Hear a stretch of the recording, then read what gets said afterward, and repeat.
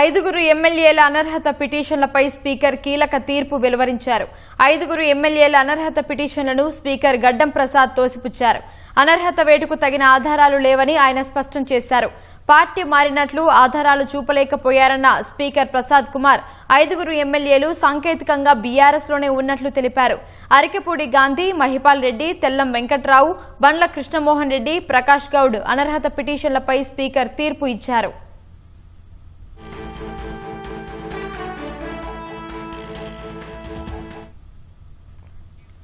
ఐదుగురు ఎమ్మెల్యేల అనర్హత పిటిషన్లపై స్పీకర్ కీలక తీర్పునకు సంబంధించి మరిన్ని వివరాలు మా ప్రతినిధి రంగారావు ప్రత్యక్ష ప్రసారం ద్వారా అందిస్తారు.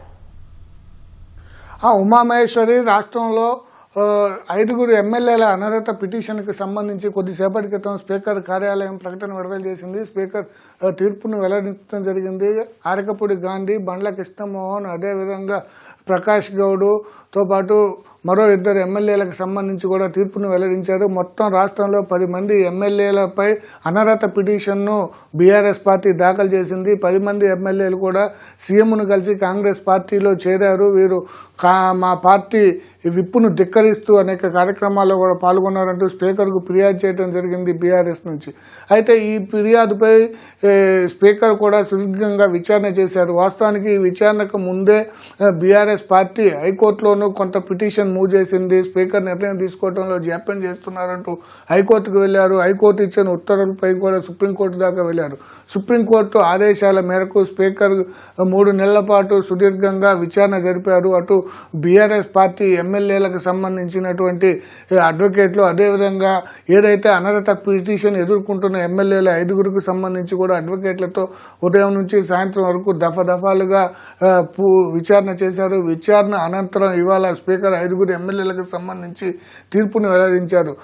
ఈ తీర్పులో స్పీకర్ స్పష్టంగా చెప్పారు, సాంకేతికంగా ఈ 5గురు ఎమ్మెల్యేలు ఎక్కడా పార్టీ మారినట్లు తమకు ఆధారాలు లభించలేదని ఆయన స్పష్టం చేయడం జరిగింది. దీనికి సంబంధించి సుదీర్ఘ తీర్పు కాపీని కూడా ఆయన వెల్లడించారు. దాదాపు 200 పేజీల తీర్పు కాపీని స్పీకర్ కార్యాలయం కొద్దిసేపటి క్రితం వెబ్సైట్లో అప్లోడ్ చేయడం కూడా జరిగింది. ఈ వెబ్సైట్లో ఒక్కొక్క ఎమ్మెల్యేకి సంబంధించి జరిగిన వాదనలు, అదేవిధంగా ఎమ్మెల్యేలు ఇచ్చినటువంటి వివరణ, అటు ప్రతివాదనలు, ఇలా 2 రకాలైనటువంటి అభిప్రాయాలను కూడా తీర్పు కాపీలో పొందుపరుస్తూ ఎక్కడ పార్టీ మారినట్లు స్పష్టమైన ఆధారాలు లేవు. ఎమ్మెల్యేలు సీఎంను కలిశారు. సీఎంను కలిసి 3 రంగుల కండవా అయితే వేసుకున్నారు. కానీ అది 3 రంగుల కండవా అనేది పార్టీ సింబల్ అన్న విషయాన్ని ఎక్కడ మనం నిర్ధారించలేము. కాబట్టి అదేవిధంగా ఈ ఎమ్మెల్యేలు కాంగ్రెస్ పార్టీకి సంబంధించిన కార్యక్రమంలో పాల్గొన్నట్లు కూడా ఆధారాలు చూపించలేకపోయారని మరో అంశము. అదేవిధంగా ఈ ఎమ్మెల్యేలు పార్టీ మారినారన్న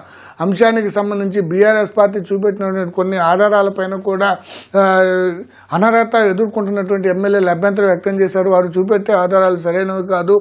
కొంతమంది ఎమ్మెల్యేలు అయితే, బండ్ల కృష్ణమోహన్ లాంటి ఎమ్మెల్యే అయితే మేము పార్టీ మారలేదని మీడియాకు స్వయంగా చెప్పాము, మీడియా ఇంటర్వ్యూలు ఇచ్చాము, కొన్ని సందర్భాల్లో కేటీఆర్ను అదేవిధంగా హరీష్ రావును అసెంబ్లీలో నేరుగా కలిశాము, వాళ్ళ పార్టీ బీఆర్ఎస్ ఎల్పీ కార్యాలయానికి కూడా మేము హాజరయ్యాము, కార్యాలయంలోకి వచ్చాము, బీఆర్ఎస్ పార్టీకి ఎక్కడైతే అసెంబ్లీలో సీట్లు కేటాయించారో ఆ స్థానాల్లోనే మేము కూర్చున్నామంటూ కొంతమంది వాదన చేయడం జరిగింది. అదేవిధంగా అరికెపూడి గాంధీ, షేర్లింగపల్లికి సంబంధించి ఆయన స్పష్టంగా చెప్పారు, నేను PSC chairman, public accounts committee చైర్మన్గా ఉన్నాను.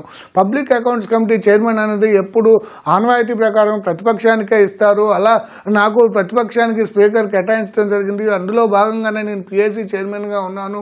పిఎస్సి చైర్మన్ హోదాలో ఇప్పటికే 10 దఫాలుగా అసెంబ్లీలోనే నేను పిఎస్సి కమిటీ సమావేశాలు కూడా నిర్వహించాను. అంటే నేను ప్రతిపక్ష పార్టీకి చెందిన ఎమ్మెల్యేగానే గుర్తించారు అన్న విషయాన్ని కూడా ఆయన స్పష్టంగా స్పీకర్ యొక్క సమక్షంలో జరిగిన వాదనలో చెప్పారు. అంటే స్పీకర్కు ఉన్నటువంటి పవర్స్, అదేవిధంగా స్పీకర్ చేసిన విచారణ మొత్తం కూడా సుదీర్ఘంగా సాగింది.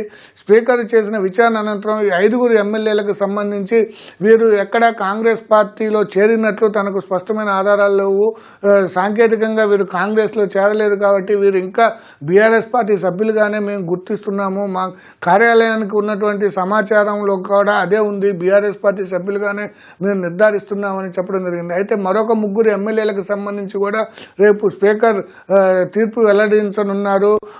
కాళే యాదయ్య, అదేవిధంగా కాళే యాదయ్యతో పాటు మరొక 2 సభ్యులకు సంబంధించి కూడా తీర్పు వెల్లడించున్నారు. అయితే ఈ తీర్పులో ప్రధానంగా మరో 2కి సంబంధించి ఉంటుంది. వారు దానం నాగేందర్, కడియం శ్రీహరి. వీరిద్దరికి సంబంధించి స్పీకర్ ఇప్పటికే 2-3 విడతలుగా నోటీసులు జారీ చేశారు సమాధానాలు ఇవ్వాలంటూ. అయితే వారు సమయం కోరుతూ, మరింత గడువు కోరుతూ వారు స్పీకర్ను అభ్యర్థించడం జరిగింది. వీరు ఎలాంటి సమాధానం అయితే ఇవ్వలేదు, దానం నాగేందర్ కానీ కడియం శ్రీహరి కానీ. సో స్పీకర్ వారికి సంబంధించి రేపు ఏమైనా వెల్లడిస్తారా, వారి ఈ పిటిషన్లపై ఎలాంటి ప్రకటన చేస్తారన్నది కొంత ఉత్కంఠ ఉంది. ఇకపోతే మిగిలిన 3 ఎమ్మెల్యేలకు సంబంధించి కూడా దాదాపు ఈ 5గురికి సంబంధించిన తీర్పే వెల్లడి అయ్యే అవకాశం మనకు కనపడుతుంది. ఉమామహేశ్వరి. రంగారావు.